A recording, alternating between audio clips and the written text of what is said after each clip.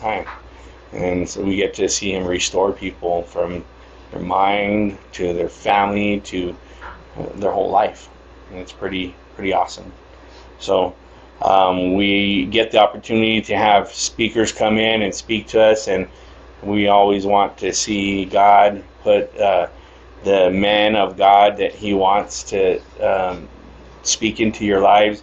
We do our best to try to get everybody and everything lined up so that will happen. And tonight we get to have Gary come up, and he's going to share with us, and we'll see what he has to say. So would you guys welcome him up? So Gary is a professor at Trinity Southwest. Yeah. He's a professor of archaeology and does really neat Indiana Jones type stuff. So, that was my favorite movie growing up. I loved it too. It's still my favorite, actually. All of them, especially the Last Crusade. Indiana Jones' The Last Crusade. But so that's near and dear to my heart. But I want to thank you for coming up and speaking to us. I'll give it over to you, and you can do the rest of it. Thank you. Hey, it's great to be with you. That was really great praise. That was awesome. That was just really a great time. I hope you were able, in your heart, to be freed up and enjoy that, because that was special. So I am an archaeologist. I've been excavating in the Holy Land, which is Israel on the west side and Jordan on the east side, divided by the Jordan River and the Dead Sea and the Sea of Galilee. And I've been doing that since the middle 90s. So you do the math. It's been a long time. I started when I was 3. 71, I've been very blessed in my life to get to do what I do. And actually, I need to say this. I'm the assistant director of one dig. I'm a co-director of another. The one dig we're digging, we think the place is Sodom and Gomorrah. And my wife Gail, I just spent 9 weeks excavating there. And then the other one is Shiloh in the Old Testament, where the tabernacle was, and the story of Eli and Samuel and Hannah, all that. And Gail and I leave in 3 weeks to go do that. I am so blessed to get to do what I do. And here's the thing.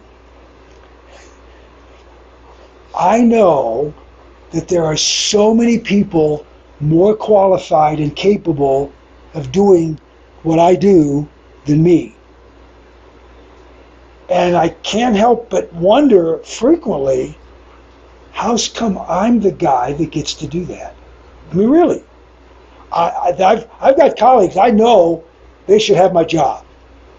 But I got it. And I've only got one explanation for why that is. And it's a verse out of Psalms, Psalm 37:4.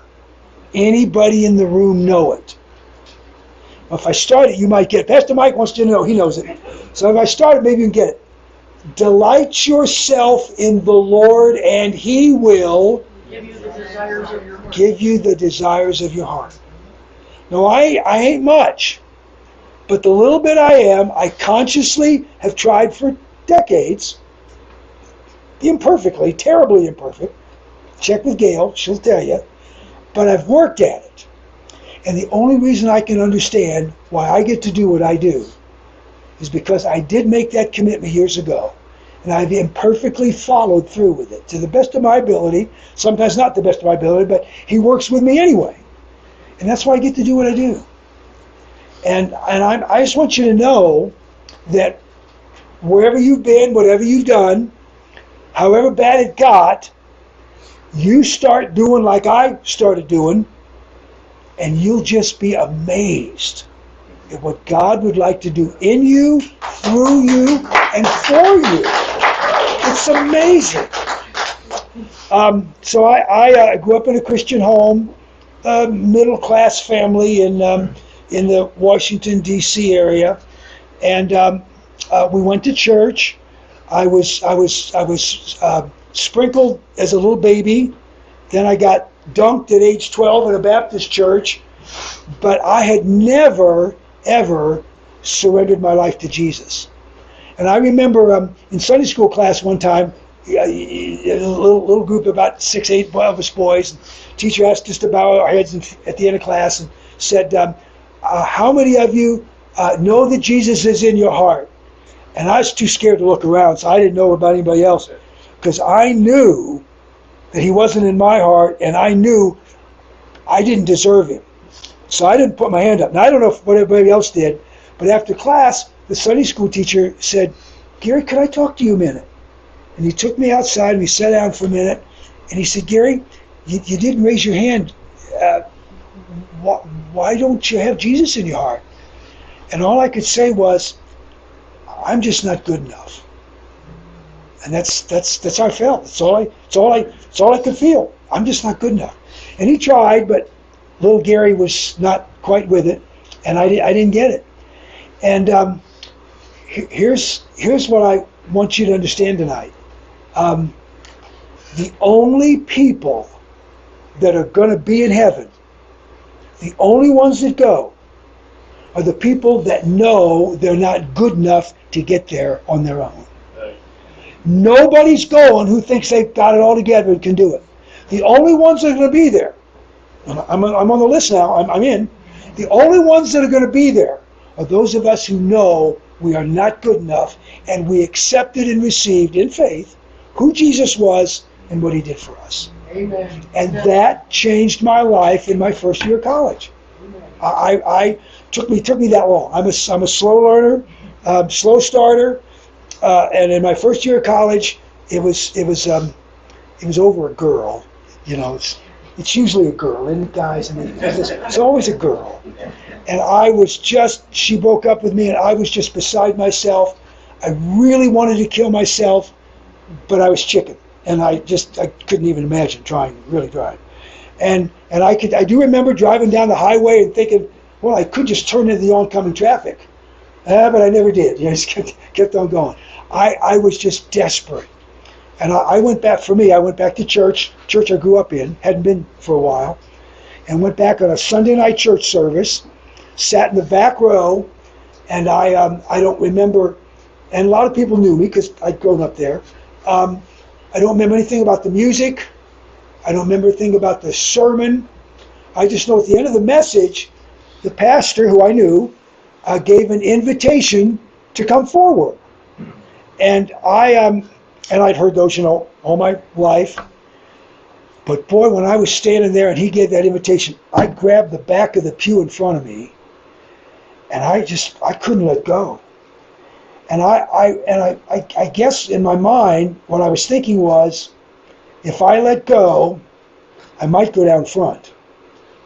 But also, if I let go, I might go out the back door, and this may never happen again. And I can't tell you what happened, but the next thing I knew, I was walking down that aisle. And that night, I didn't pray a prayer. I didn't sign up for anything. I just had somebody talk to me. And for the first time in my life, I'd already admitted I wasn't good enough, but for the first time in my life, I just accepted and received what I really didn't know intellectually was true about Jesus, but I accepted it for me personally. And now I wasn't a bad guy. I was not a tough guy. You want to fight with me? I wouldn't fight. I wasn't tough. But I was doing stuff that I shouldn't have been doing, and I realized that at the next couple months, it hit me after that Sunday night. I haven't cussed for hardly at all for about 6 weeks. Well, that hadn't happened in years, since I was 8 or 10. And then I thought, I think I've thought about God every day. That had never happened before. And then I said,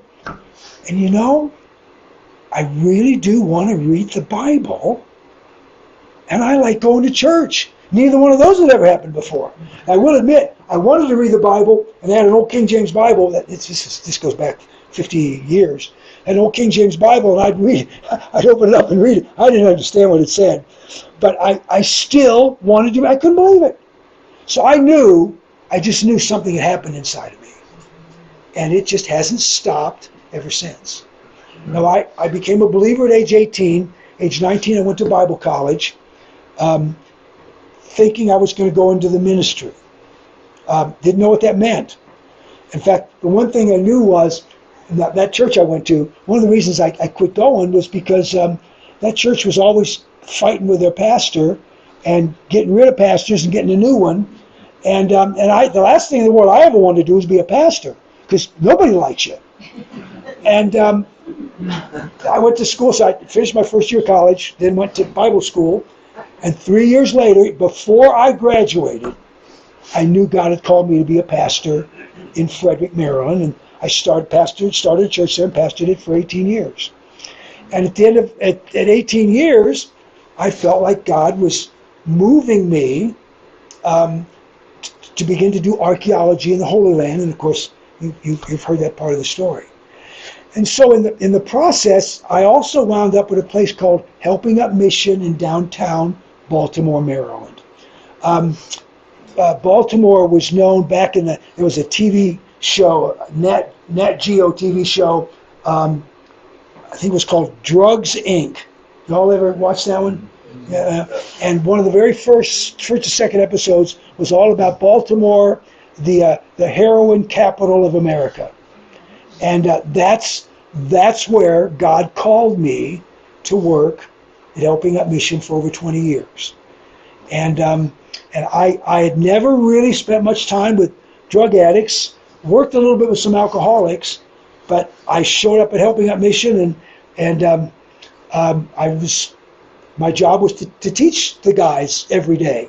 And they wanted me to teach Bible and use the Bible to show them how recovery, how spirituality recovery really works. And it didn't take me long to realize that there was nothing different about the guys that were sitting there and me, except the only difference was I'd been working at this Jesus thing longer than they had, and some of them hadn't started at all. I realized we're all the same people.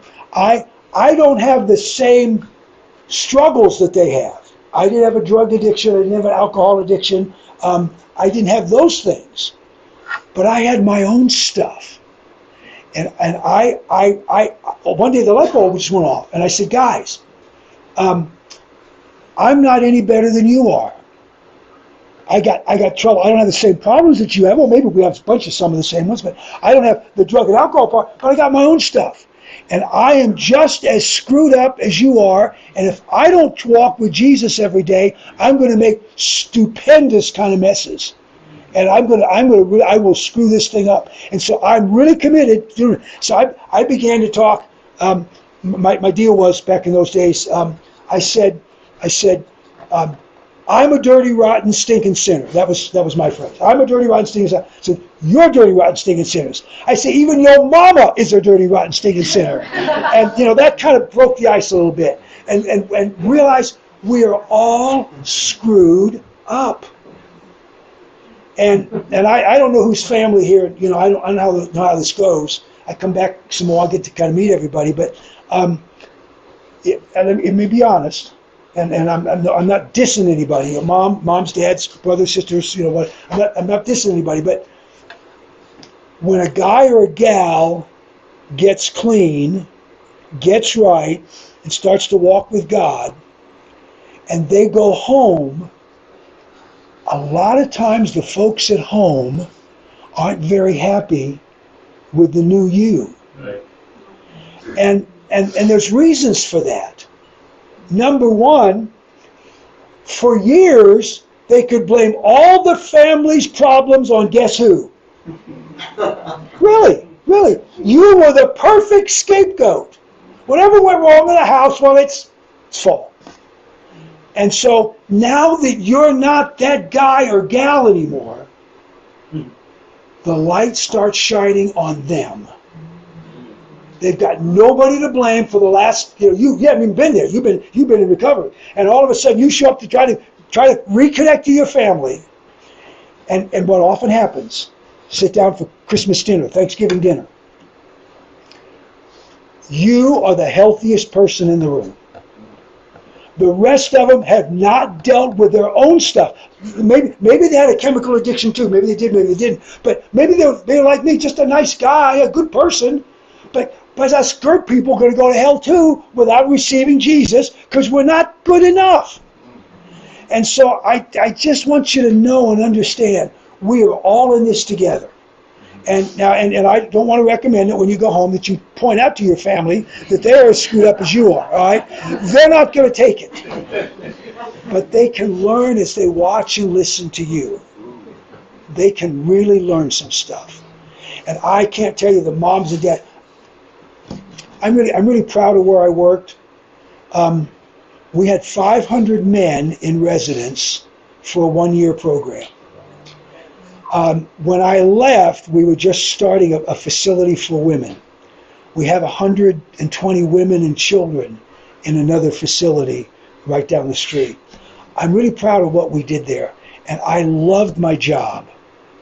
It was the coolest job I've ever. I love doing archaeology, but what I did at Helping Up Mission was the coolest thing I've ever done.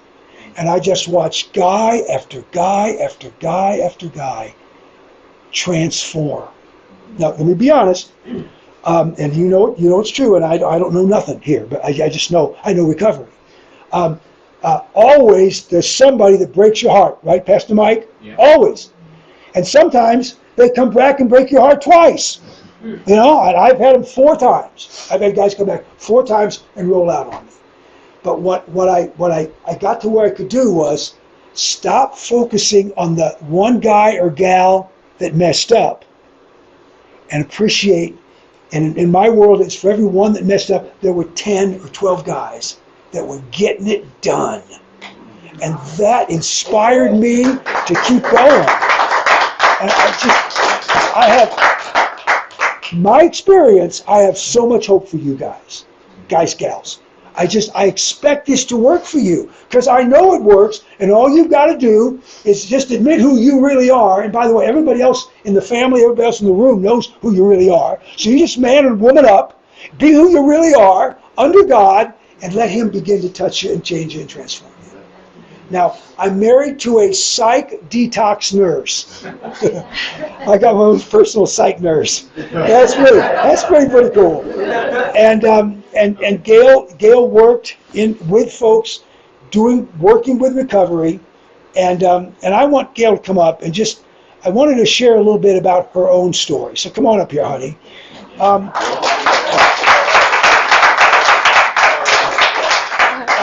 Gail is an MK. You know what MK means? No. Missionary's kid. Yeah. Gail was born in Nigeria, West Africa. I'm married to an African. Yes. African American, I guess. Nigerian. She graduated born in Africa, graduated from high school in Africa, came to America, and got lucky and married me. Yeah. That's my story. That's how it went. All right, so I just want you to tell everybody, because if you grow up as a missionary's kid on the mission field, everything ought to just be wonderful and cool and great. Yeah. And it wasn't. And it wasn't your parents' fault. It was Gail. Yeah. So just tell everybody a little bit about your story. And Gail's in recovery, but not for drugs or alcohol. All the other stupid stuff that we get ourselves into that are just as screwed up. We just don't make as much collateral damage usually as you do with drugs or alcohol. That's the only difference. We all got our stuff, and Gail had to recognize hers. And so she loves to say to people, well, I'm in recovery. And they say, what was your drug of choice? And she'll tell them, well, it wasn't exactly a chemical. But Dirty, rotten, stinking sinner. Yeah. Yeah. So he basically started my story. But yeah, I started as I was 6. And of course, my parents were very strict in their in their teaching, in their lifestyle, etc., etc. And I learned the Bible. I learned a lot of memory verses. And at age 6, in a childlike manner, I did ask Jesus. I invited Jesus in. You know that picture of Jesus standing at the door knocking? I don't even remember who the artist was, but I always have that in my mind because I opened the door and I said, yes, Jesus, I do want you to be with me. I was afraid if I did something wrong, I didn't want to go to hell. And so I grew up in a place that was it was a boarding school and a lot of rules and spankings and because we were kids, but I just didn't understand where was God, why nobody seemed happy. I wasn't happy. And I struck out to try to figure out what to do with my life, but didn't really have any sense of purpose. And I made a lot of stupid choices and got to the place where once I graduated high school, I had to leave Africa and come. I ended up in Washington, D.C., because my mother was born and raised there, and had to find my way. Had no idea what I was going to do, and I was very unhappy. And at that time in my life, I did seriously surrender the only way I knew how. I went to all kinds of Bible studies. I joined the Navigators in college. I went to seminars to try to learn, how what are you supposed to do? How can you be happy? And my life was surrendered. And I ended up, when I met Gary at his school in Liberty, in Lynchburg, Virginia. Back then it was Lynchburg College. These people that I met were very happy, and I thought, wow, I guess Christians can be happy people. And ended up marrying him. Yeah. and of course he had started a church, so I was thrown into being in the ministry, which I wanted. But I was so naive, I just didn't know what that meant. And so we kind of grew up together. And I still didn't understand how to be happy. Didn't know what was wrong with me. We had 2 kids, and the church life was very rigid, a lot of responsibilities, and I thought it was my job to make everybody else happy. But, well, as far as I was concerned, I didn't count. And I went on that road. And everything I did was focused on, how do I make this person happy? How can I help this person? And if they didn't do what I thought they should, I ended up getting angry at them. And so you can imagine what kind of a life I was living. And finally, after Gary resigned from the church after 18 years there, to study archaeology, and I had to go back to work full-time in nursing. I just love the way God leads us, because I ended up in mental health and addictions, and he just put that burning desire in there because he knew that's where I needed to be to see who I really was. And it was during that time, I didn't really understand about good doesn't get you to heaven. I thought as long as I was performing, even if on the inside I was not right, that's what God wanted for me. And I went through a pretty severe depression, probably lasted about 10 years. And in the whole process of all this, age 50, and I'm 70 now, so I've been 20 years out of 70 years of my life that I've really experienced true faith, trust, spiritual journey, one day at a time, let go and let God, and I became a different person. And I think it was walking.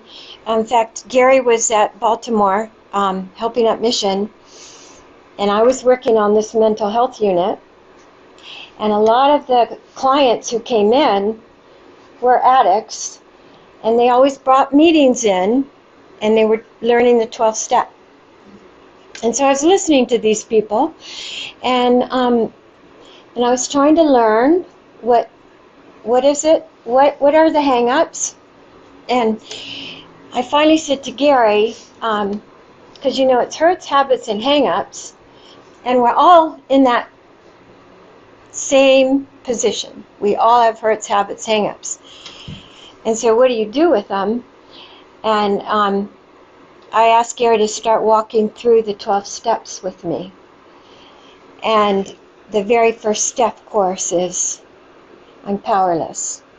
I can't save myself. And that's how I have been living my life. God just opened my eyes. I fell to my knees, and I just said, I'm so sorry. I just didn't get it. I am powerless. I have to have you. And I began to go through that process of doing all my inventory and being honest about my stuff and my issues, and God just opened up the floodgates, and my life started to change. My thinking changed. My relationships changed. And the other thing that was holding me back for so long was that I was judging other people, and I was not forgiving other people. And God had to show me that's not who I am. I came to forgive you so that you could be in my kingdom. You have to forgive others. And once I really understood that, I still get angry with people, and I still make judgments, and God always brings me back to that place and reminds me, nope, that's not what you're doing. You've got to let go of that. You've got to let me take care of you and all these other people, and you are not in any position to make any judgments about anybody else. and it just set me free. And I'm just so grateful, and I love this place. As soon as I walked in, I got tearful. And I love the music you sing, and all the words are so meaningful. And so may God bless all of you, and just keep on, one day at a time, one moment at a time, letting God have his way and his place, his rightful place in all of our hearts. So thank you for inviting me.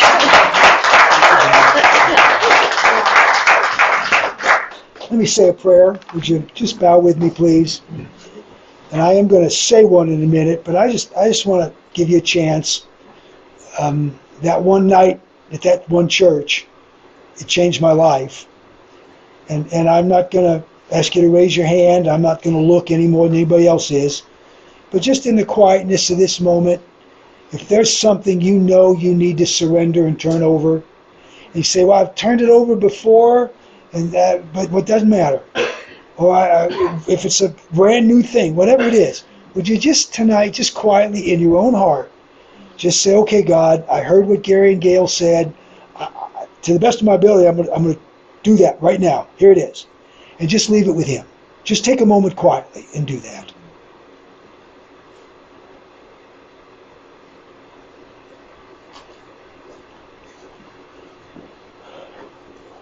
Lord, I'm so grateful that you never gave up on me.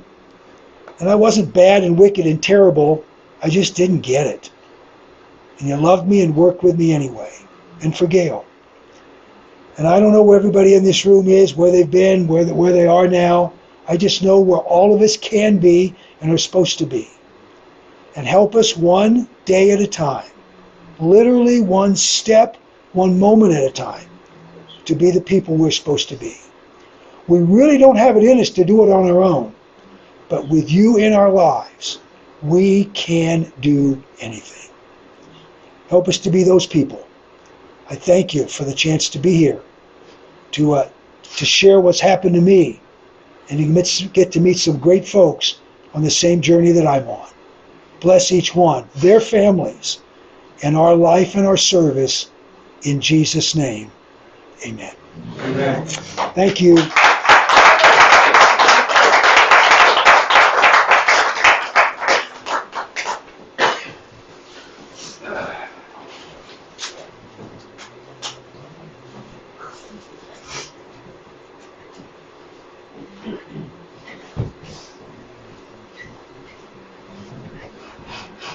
All right, guys. So, real quickly, what did you guys think about that? Right? Think about this story. God looks at us the same way what Gary's saying. All have sinned and fallen short of the glory of God. There's none righteous, no, not one. All of those things. What we essentially see is the Roman roads. Okay, Roman roads to salvation. You ever heard of that term? Some of you guys have? Alright, so that's going to be your homework. Okay, we got to find out. Leaders, you guys are going to find out and show them what the Romans road to salvation is this week. Alright, and it's a set of scriptures in the book of Romans. And I want you guys to make sure that you learn what that is. That way you get it. Like Gail was saying, like Gary was saying, we have to get this stuff. If we truly want our life to change, we can't keep doing the same thing over and over and expecting different results, right? I want to share something. I want to share something in the Gospel of John. So, Jesus is the ultimate servant. Okay? And we're called to be servants. And one of the things that we emphasize and you want to take away from you in your training and in your thinking is it's not about me. Right? What's the recipe for joy? Jesus, others, and yourself. And turn to John 13.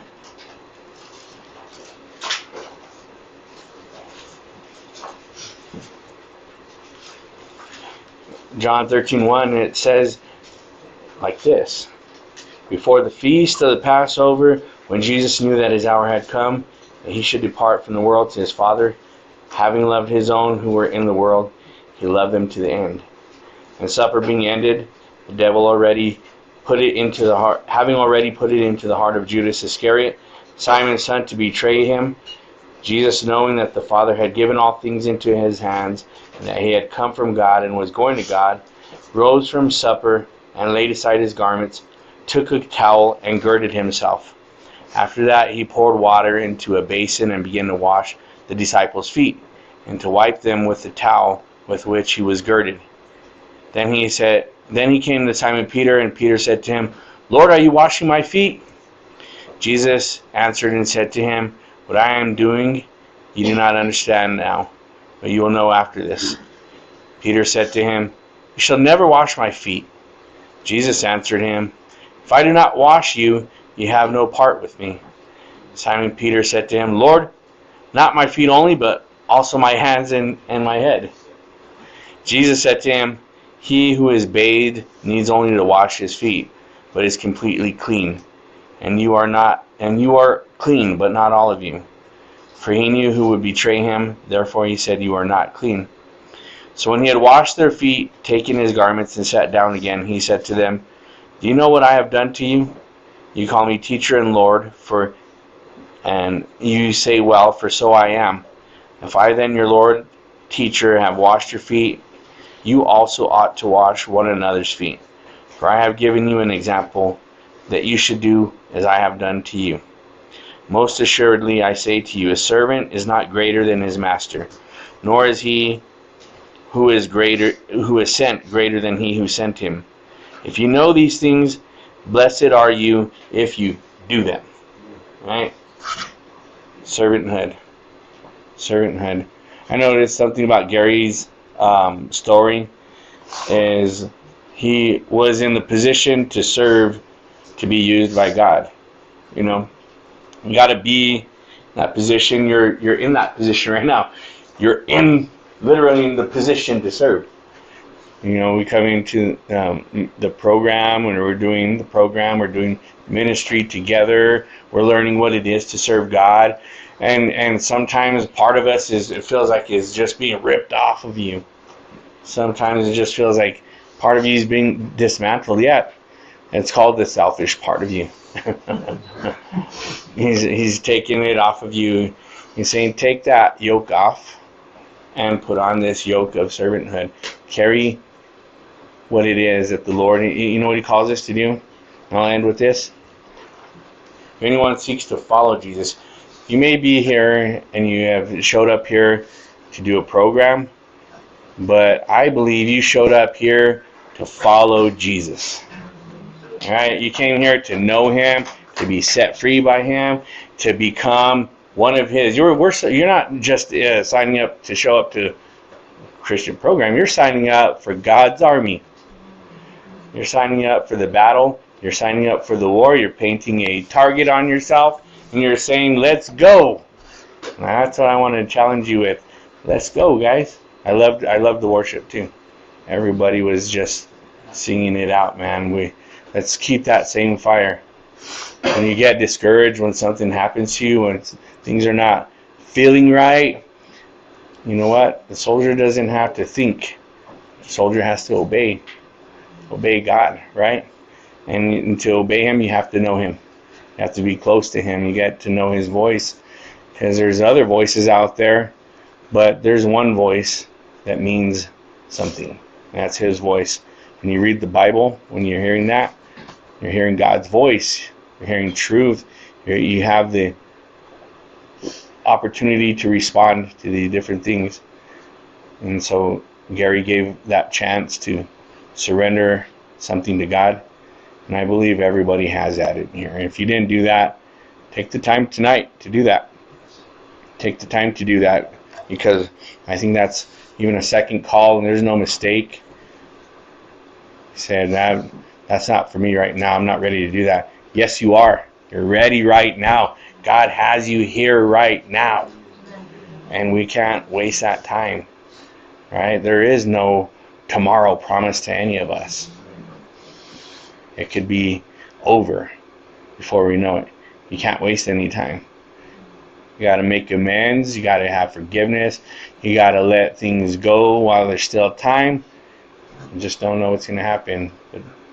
But the first one is God. And he'll be with us. Amen? Amen. Let's stand up. We're going to have a final song of worship. And then we'll be done.